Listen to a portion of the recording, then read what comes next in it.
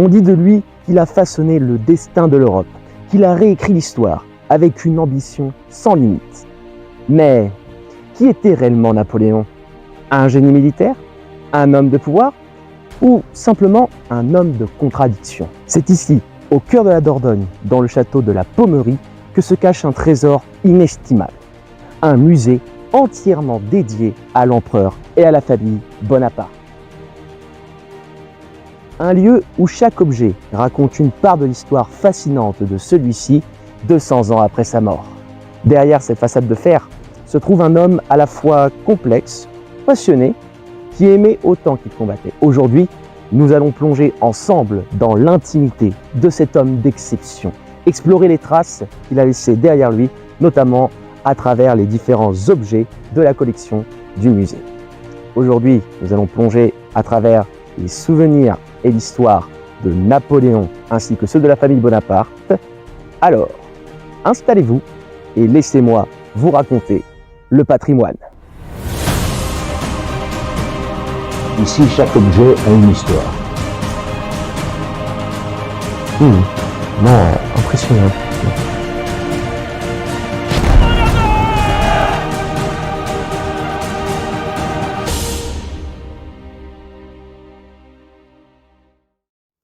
Mon cher comte Lascasse, mon cœur sent vivement ce que vous éprouvez. Arraché il y a 15 jours d'auprès de moi, vous êtes enfermé depuis cette époque au secret, sans que j'aie pu recevoir ni vous donner aucune nouvelle, sans que vous ayez communiqué avec qui que ce soit, français ou anglais, privé même d'un domestique de votre choix. Votre conduite à Sainte-Hélène a été comme votre vie, honorable et sans reproche, j'aime à vous le dire. Votre société m'était nécessaire. Seul vous lisez, vous parlez et entendez l'anglais. Combien vous avez passé de nuits pendant mes maladies. Vantez-vous de la fidélité que vous m'avez montrée et de toute l'affection que je vous porte. Si vous voyez un jour ma femme et mon fils, embrassez-les. Depuis 2 ans, je n'en ai aucune nouvelle directe ou indirecte. L'insalubrité de ce climat, dévorant le manque de tout ce qui entretient la vie, détruit, je le sens. Eh ben franchement, quel destin incroyable pour Napoléon. Vous vous rendez compte? Il a commencé comme petit officier et il est devenu empereur des Français en 1804. Franchement, c'est un magnifique parcours de vie qu'il a eu. Certes, cet ouvrage, le mémorial de Sainte-Hélène, qui a été rédigé par le secrétaire de Napoléon, Emmanuel Lascasse, qui l'a accompagné sur l'île de Sainte-Hélène, est très complet pour en savoir plus sur l'empereur. Mais je pense que le mieux, c'est d'aller voir les objets qu'il a côtoyés. Et pour cela, je vous propose de me suivre direction le musée Napoléon, dans lequel je suis attendu par l'un des descendants de celui-ci, descendant notamment du plus jeune frère de Napoléon, Jérôme Bonaparte. Suivez-moi.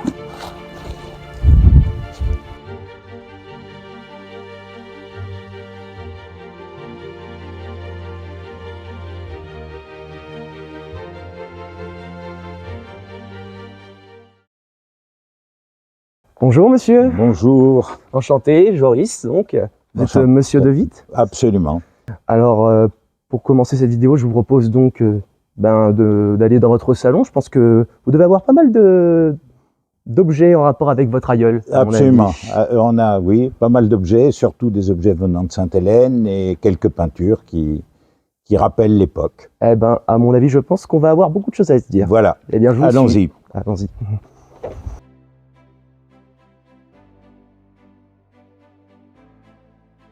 On parle un petit peu de vous. Est-ce que vous pourriez vous présenter assez rapidement? Voilà, alors écoutez, moi je suis personnellement le descendant à la quatrième génération du roi Jérôme qui est ici derrière nous. Le roi Jérôme étant le plus jeune frère de Napoléon, il a eu un fils qui était le prince Jérôme, qui lui-même a eu un fils qui était le prince Victor, qui est mon grand-père.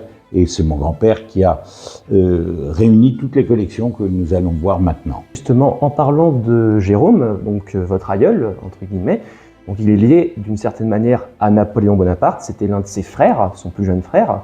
Là, je pense que vous avez un tableau à nous montrer qui est magnifique, on le voit représenté justement en roi de Vespali, si mes souvenirs Oui, c'est ça, c'est ça. C'est un tableau qui a été peint pour l'ouverture du Parlement de 1810 à Cassel. le Parlement de Cassel est le premier parlement en forme d'hémicycle en Europe. Il se fait représenter dans l'uniforme des gardes du corps de la Westphalie pour bien signifier son pouvoir militaire, avec le grand cordon de l'ordre de Westphalie autour du cou, pour le pouvoir moral. Et puis il met sa femme à côté, la reine Catherine. Pourquoi la met-il? Parce que lui et corps, c'est elle qui est une princesse allemande et qui a en fait la légitimité de la position qu'il occupe. Alors justement, en parlant de Jérôme, ça me fait penser directement donc évidemment à celui qui a marqué l'histoire et qui continue à faire parler de lui 200 ans après sa mort, c'est évidemment son frère Napoléon. Et donc ici, nous sommes au musée Napoléon, en effet. Oui. Qu'est-ce qui vous a donné l'idée en fait d'amener tous ces souvenirs de famille ici? Alors, il faut savoir que la famille est en exil 2 fois, une première fois après le Premier Empire, une seconde fois après le Second Empire, que l'exil va se terminer en 1950 et que la famille est donc à l'étranger, les souvenirs de la famille sont à l'étranger. En 1979, ma mère et mon oncle transmettent à l'État la plus grande partie des souvenirs de la famille et nous ne garderons que des souvenirs personnels de la famille. Et au décès de ma mère en 1996, devant la demande que j'avais de faire pour des étudiants ou pour des professeurs d'être reçus pour voir les objets, j'ai préféré simplifier et présenter au public en général la totalité des objets, et c'est un moyen de les faire vivre, tout simplement.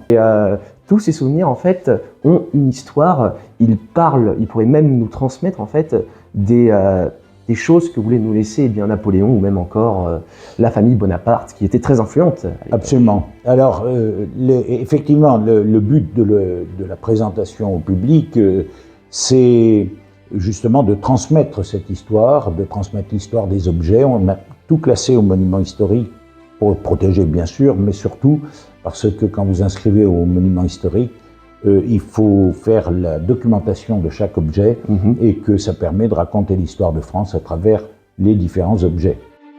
Napoléon, l'empereur des Français, n'a pas conquis l'Europe tout seul. Derrière lui se cache une fratrie fascinante qui va jouer des rôles clés dans l'histoire. Joseph, par exemple, l'aîné de la famille, va devenir roi d'Espagne en 1808, mais il va faire face à une rébellion sanglante du peuple. Lucien, lui, va aider Napoléon à accéder au pouvoir lors du coup d'État, mais après il préfère suivre son propre chemin. Louis, roi de Hollande, va essayer de concilier loyauté familiale et ambition personnelle. Et évidemment, n'oublions pas Jérôme, le roi de Westphalie, qui a également sa part d'histoire. Côté sœur, il y a Caroline qui va épouser un général de l'armée de Bonaparte, Joachim Murat, qui deviendra reine de Naples. Ambitieuse, elle se bat pour protéger son pouvoir. Pauline, c'est la véritable icône artistique de la famille. Sa beauté attire tous les regards et elle devient la muse notamment du sculpteur Canova. Elisa, quant à elle, gouverne la Toscane avec poigne, modernisant la région. En fait, la famille Bonaparte, c'est une saga d'ambition, de pouvoir et de loyauté, chacun à sa manière. Eh bien, ils vont laisser une empreinte indélébile dans l'histoire. Un vrai clan de conquérants. Ah, et voilà donc un autre tableau. Bon là, je pense qu'il n'y a pas besoin de dire qui c'est, on le reconnaît facilement. Voilà, c'est le pendant, si vous voulez, un petit peu du tableau de Joséphine. C'est Napoléon en costume de sacre. Le sacre donc en 1804, et cette scène qui est peinte ici se déroule dans la soirée du couronnement. C'est la présentation du code. C'est la première fois que du nord au sud de la France, on aura les mêmes lois, le code Napoléon.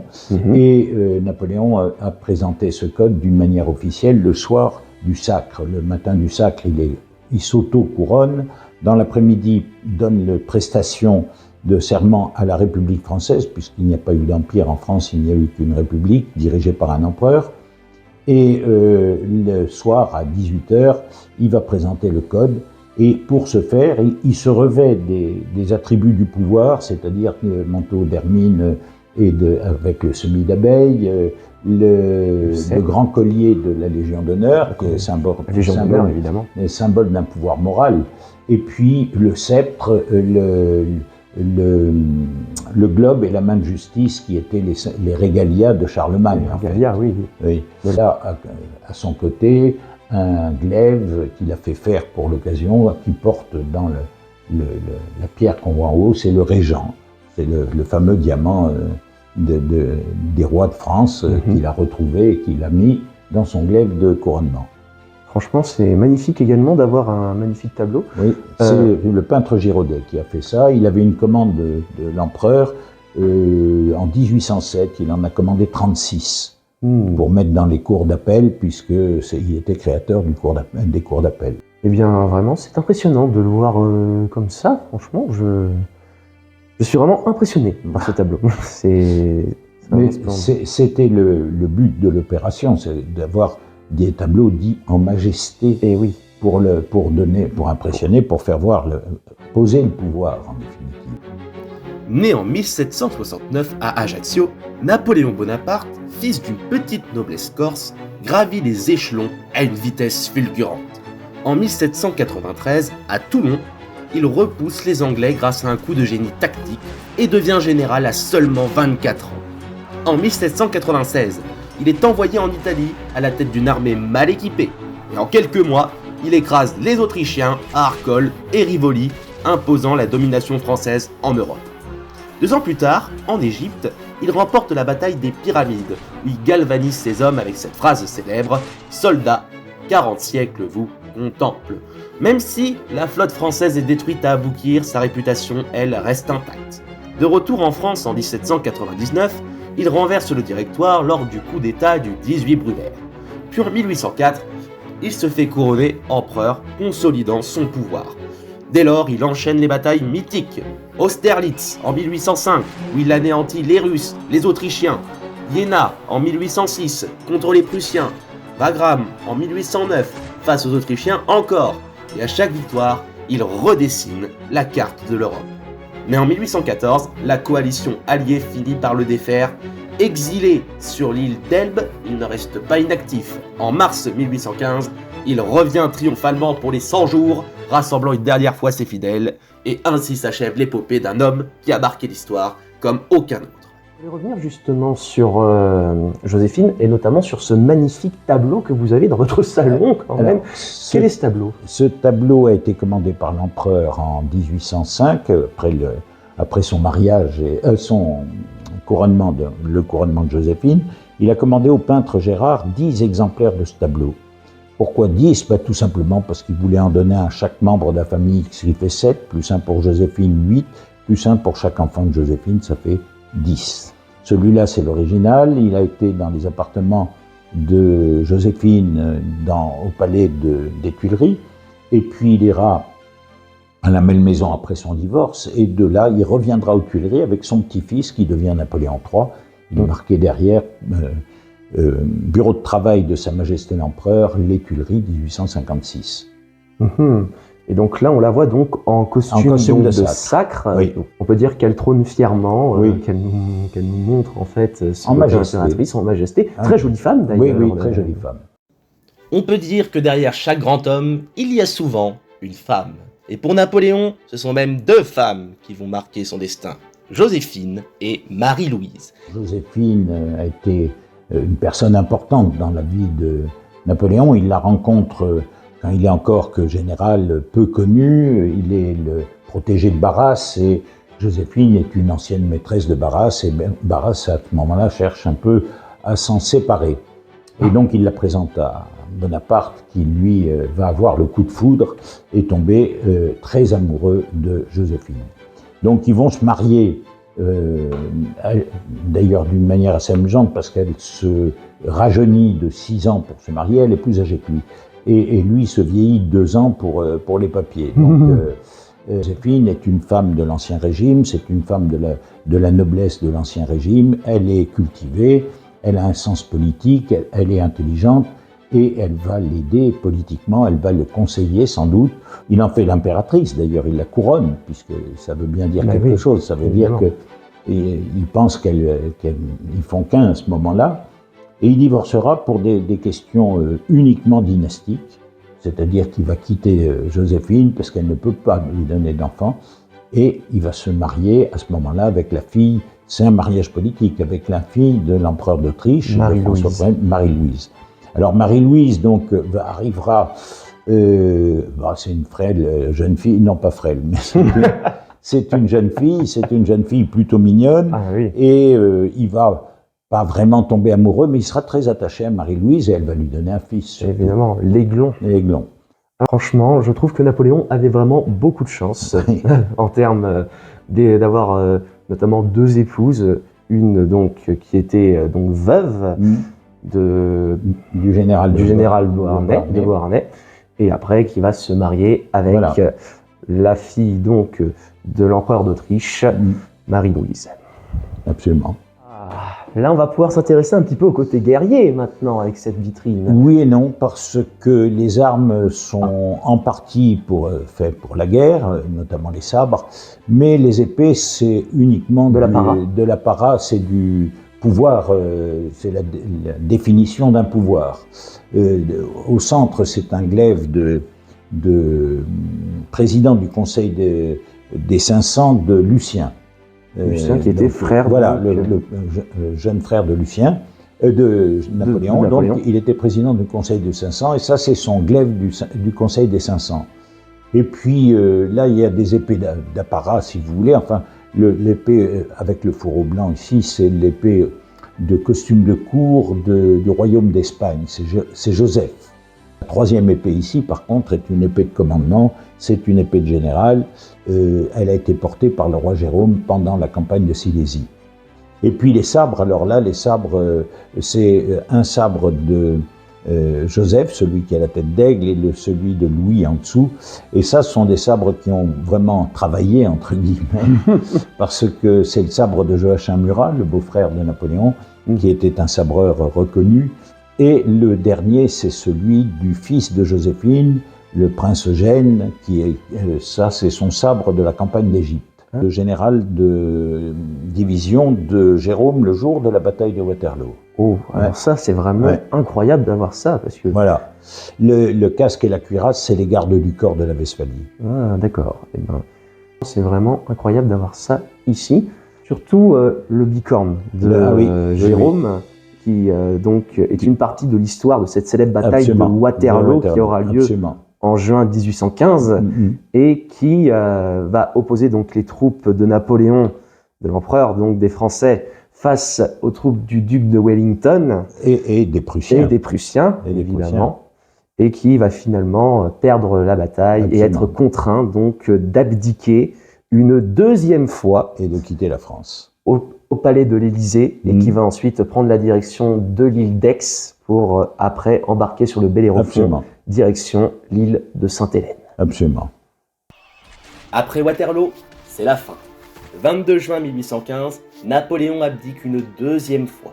Il sait que la partie est perdue. Mais où fuir? Direction l'île d'Aix, sur la côte atlantique, avec un plan en tête, partir pour l'Amérique. Mais il est traqué. Le 15 juillet, il se rend aux Anglais à bord du Bellérophon, espérant obtenir l'asile à Londres. Mais Londres a d'autres idées. Pas question de risquer un nouveau retour de l'empereur. Verdict, l'exil, mais cette fois pour de bon. Destination, Sainte-Hélène, un caillou au milieu de l'Atlantique, loin de tout. Le 17 octobre 1815, Napoléon y débarque et c'est la fin du voyage, c'est la fin de l'envol de l'aigle. Dans la maison de Langwood, battu par les vents, il dicte ses mémoires, repensant à ses gloires passées. Mais l'énergie le quitte au fur et à mesure. Le 5 mai 1821, à l'âge de 51 ans, Napoléon s'éteint. Ses derniers mots, sur la France, sur l'armée, sur Joséphine, voilà comment se termine la vie de celui qui avait tout conquis. Alors ici sur cette vitrine, qu'est-ce que nous avons exactement là? Alors, les souvenirs de l'empereur Napoléon Ier. Ah, Ils viennent tous de Sainte-Hélène, mais en fait, ils retracent toute la vie de l'empereur parce qu'il avait emmené avec lui à Sainte-Hélène tous les souvenirs qu'il avait avant. Alors, bien sûr, il y a des objets personnels comme ses bas ou ses mouchoirs, ou ses couverts même de Sainte-Hélène, mais il y a des objets qui le rattachent à l'Empire avec les 2 assiettes qui ont servi au souper du sacre, qui était un cadeau qu'il avait reçu de la manufacture de Sèvres, et puis les assiettes du service, une assiette du service des Tuileries. Donc ça le rattache à la partie antérieure. Ce qui le rattache également à la partie intérieure, c'est bien sûr la longue vue qui a fait toutes les batailles de l'Empire. Il l'appelait sa longue vue d'Austerlitz, parce qu'il l'avait utilisée à Austerlitz, et il l'emmène avec lui jusqu'à Sainte-Hélène. Et on retrouve, alors on remonte même jusqu'à la jeunesse, puisque là il y a une paire de pistolets de son père. Il en avait hérité de son père, et quand il était jeune homme, il s'est servi de ses pistolets. On retrouve un petit peu toute la vie de l'empereur à travers des objets qui l'ont suivi. Tous ces objets, il y tenait beaucoup. Les tabatières, il les avait amenés, il en avait une grosse collection à Sainte-Hélène. Elles étaient avec lui à Sainte-Hélène. Et bien sûr, des souvenirs comme les décorations qu'il a reçues du tsar, et puis des objets très personnels comme les petites statuettes et les cheveux de son fils, qui étaient sur sa table de nuit à Sainte-Hélène. Cheveux de l'aiglon. Voilà, donc vous voyez, ce sont que des objets personnels qui partent du début de la légende jusqu'à la fin, puisqu'on a le petit bougeoir qui était sur la table de nuit de l'empereur le soir de sa mort, et son valet de chambre va moucher la chandelle en signe de deuil, et nous ne l'avons pas rallumé depuis. À côté, j'ai mis, puisque c'est le symbole du début et de la fin, à côté, j'ai mis la coupe du général Bonaparte pendant la campagne d'Italie en 1797. Ah oui, quand même. Voilà. C'est incroyable. Franchement, déjà, le bougeoir qui n'a pas été touché. Non, c'est un symbole. La mort de l'empereur, franchement, c'est alors, quelque chose. le bougeoir il a été exposé sur les tables de travail du roi Jérôme d'abord, et puis de son fils après, et de mon grand-père également. Et moi, je l'ai eu sur ma table de travail très longtemps avant de le mettre dans la vitrine où il était plus à sa place. Il y a quelque chose qui m'intrigue. Qu'est-ce que c'est que ces deux horloges? Ce sont les montres de ses voitures. Celle-là fait toutes les campagnes, et ça, c'était celle de Sainte-Hélène qui est arrêtée à l'heure de sa mort. Arrêtée à l'heure de... Oh, punaise. Oui. C'est vraiment quelque chose aussi d'incroyable, ça. À 17h49, qui était l'heure de sa mort. Donc on arrêtait, c'était une tradition, on arrêtait les pendules, et on mettait un voile noir sur les miroirs. Là, nous avons en fait quasiment la vie de l'empereur à Sainte-Hélène. On a des objets du quotidien, nous avons des objets qui lui rappelaient donc ses racines familiales, comme les paires de pistolets de son père. Évidemment, son côté guerrier, avec la longue vue d'Austerlitz, et puis des objets qui sont significatifs de sa mort, avec le bougeoir, ou même encore ces montres de voiture qui sont arrêtées. On fait un peu le tour de la question sur quelques objets dont on raconte l'histoire au cours de la visite. Franchement, c'est vraiment magnifique de voir ça. Je peux me dire que je suis assez chanceux d'être avec vous aujourd'hui. Merci beaucoup, Monsieur De Witt, de m'avoir accueilli chez vous. Ça m'a fait un grand plaisir, en tout cas, de faire votre connaissance et puis de m'avoir expliqué quelques histoires autour de tous ces objets de collection qui se trouvent dans votre château. Le musée est ouvert tous les étés. Enfin, on commence la saison le 1er avril, on le termine le 15 septembre. Avril, mai, juin, on n'a que 2 visites par semaine, les jeudis et dimanche, et de même qu'au mois de septembre. Et le reste du temps, on est ouvert tous les jours pour 2 visites, 15h et 17h. Eh bien, écoutez, merci, Monsieur De Witt. Avec plaisir. Napoléon, c'est un nom qui claque encore comme un coup de canon. Vous pensez directement aux batailles et aux victoires. Mais Napoléon, c'est beaucoup plus que ça. Il a carrément façonné la France moderne et son influence est encore là chaque jour. En 1804, il fait un truc énorme. Il balance le code civil. Avant, c'était le foutoir, chaque région avait ses propres lois. Napoléon dit stop, des lois claires pour tout le monde, de Paris à Marseille. Et ça ne change pas que la France, ça inspire aussi des pays du monde entier. Mais attendez, ce n'est pas fini. Il réorganise l'État avec les préfets et les départements, un système qu'on utilise encore. Et côté éducation, il fonde l'école polytechnique pour en former les ingénieurs et les cadres du pays. Ah, et bien sûr, j'allais oublier la Légion d'honneur, créée en 1802. Vous savez, cette médaille qui récompense les héros civils et militaires toujours actifs aujourd'hui. Et côté monuments, eh bien on peut parler de l'Arc de Triomphe notamment, ou même le Dôme des Invalides où il repose actuellement. Tout ça, c'est Napoléon. Alors, était-il visionnaire ou un tyran ? Je vous invite à me dire ce que vous en pensez dans les commentaires.